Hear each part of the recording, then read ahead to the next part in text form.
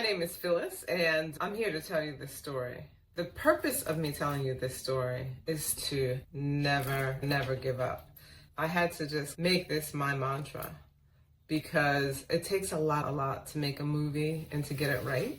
I had an experience with my film With Salt.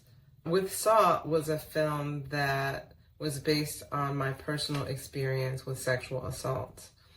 I had written a short story many years ago, but I put it away. Maybe 5 people had seen the story. I was really consumed with shame and blame and embarrassment about the incident in general. But I had applied to a program for filmmaking, and the great feedback that they gave me was, you need to put more of yourself into your projects. We need to see more of you. And so what I did was I said, maybe With Salt, but I still wasn't quite sure. But then I had read Roxane Gay's book called Hunger. And Hunger really struck me on a real personal level.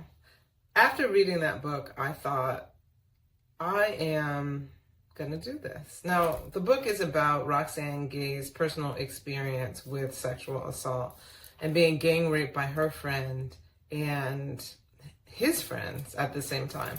And I felt like she had really moved something in me and gave me a confidence that I didn't have before reading that book. So I decided to get With Salt up and running as a film script, and I engaged a writer that I knew to help me with the script because I had already written the story and I really didn't want to be that attached to the script. I really wanted to collaborate with someone because collaboration is a big part of making movies. So I decided to get Nikki. Nikki did a great job with the script, and she got on board. I put a team together. I did some crowdfunding. Even in the crowdfunding, I was so nervous about telling the story about, it's personal. I hadn't told people for years and years about this incident, so I didn't know how it was gonna be taken. Basically, we had a great script. I found this lovely actress named Dominique Denny. She was the epitome of this role. She really killed it. And I found another actor, Mo Irvin.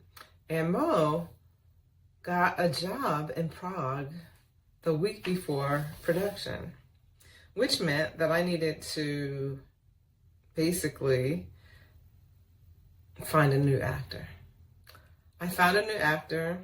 That process of finding a new actor and locking down some locations, that was a lot of work. I will say that it was a lot of rushing around and not being grounded that week. I hired this other actor who I thought could step in. I literally met with him the day before the shoot, and it was just the wrong choice. It was the wrong choice.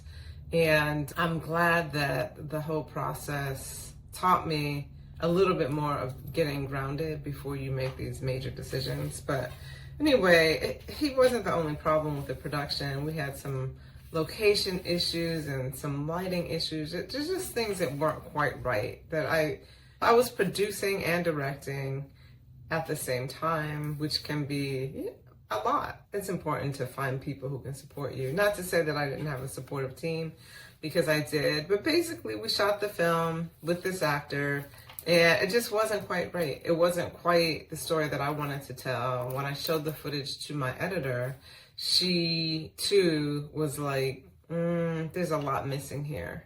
So I pretty much felt like a failure. I felt like I had failed. I had raised all this money, about $40,000, and it was a lot of it was gone. And I felt I've never had the opportunity to fail up. And I know I've heard that term where people have an opportunity because in order to get things right, you have to get them wrong first, and just surrendering to that. But honestly, in my life, I had never had the opportunity to fail up. Everything that I've always done, there was this pressure to make it right the first time and to be perfect.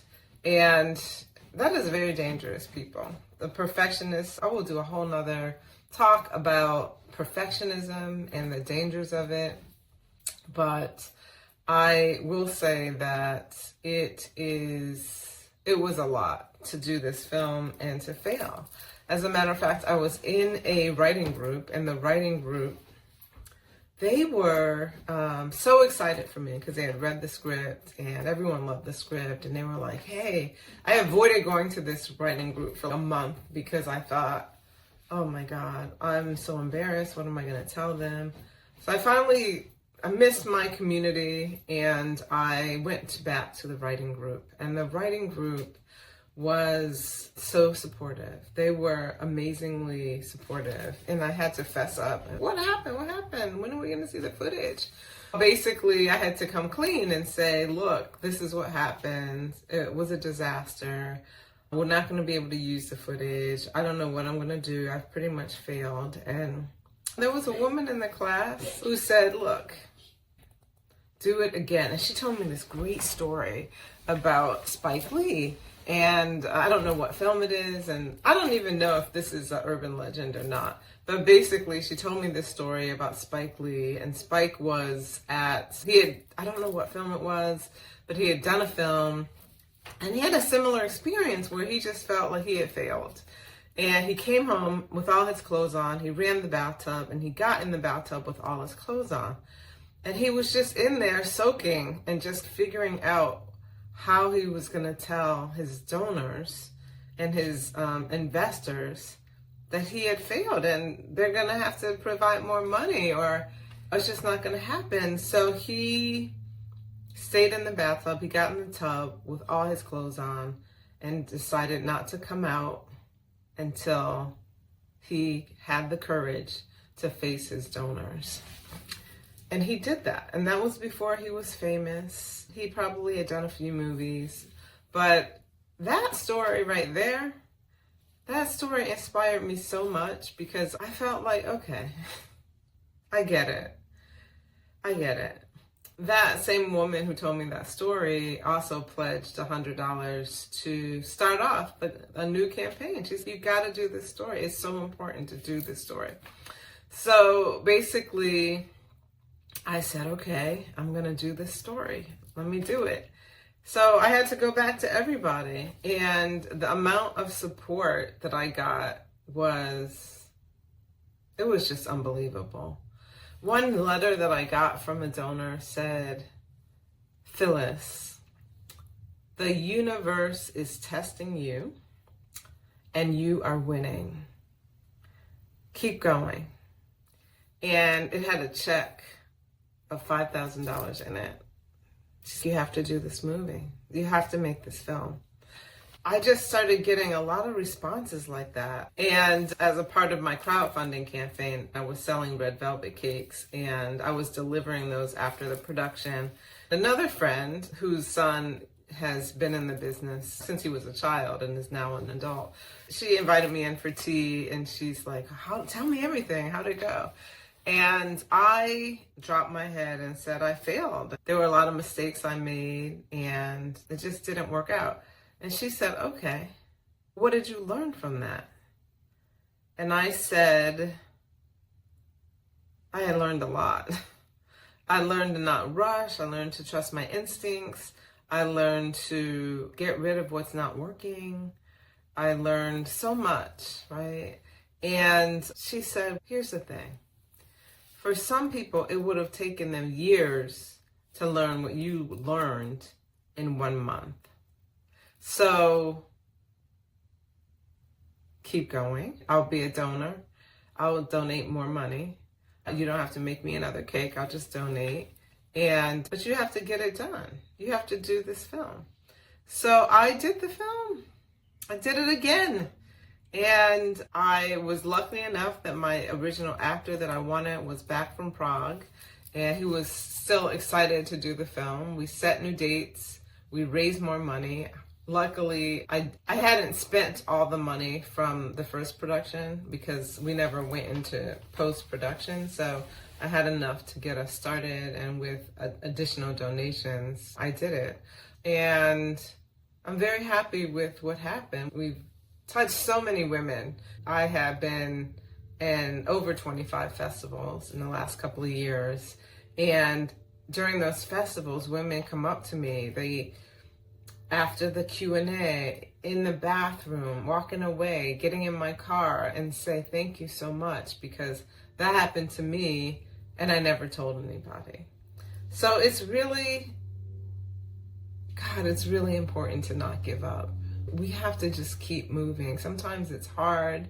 Sometimes it's embarrassing. Sometimes we just want to roll up in a ball and cry. But honestly, we have to keep going. If you have to take a break and then get up, take the break. Don't stop. Don't give up. It's just not worth it. Because the payoff on the other side of the journey, of the challenges, the payoff, I can't tell you how amazing it feels to be able to inspire that many people and that many women. And really to raise a conversation about like consent on a date, which is what the film is basically about.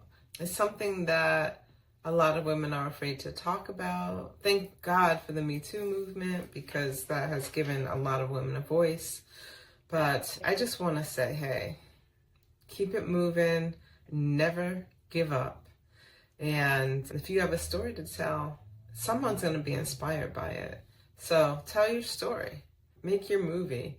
Even if you don't have the wherewithal to make a movie, tell somebody your story, share it.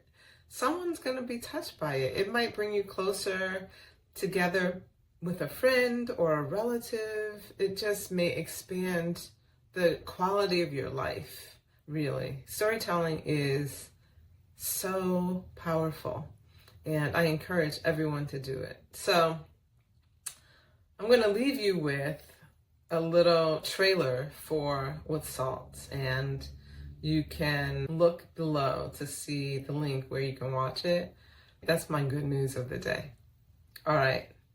Until next time. What the hell happened to your neck? Let me take you out for a drink. I'll have a margarita on the rocks. Sweet, tangy, like you. He's not a stranger. He's my friend. He likes me. Oh, come on. We're having such a good time. Okay, one more for the road. With or without salt? Don't worry. I'll take care of you.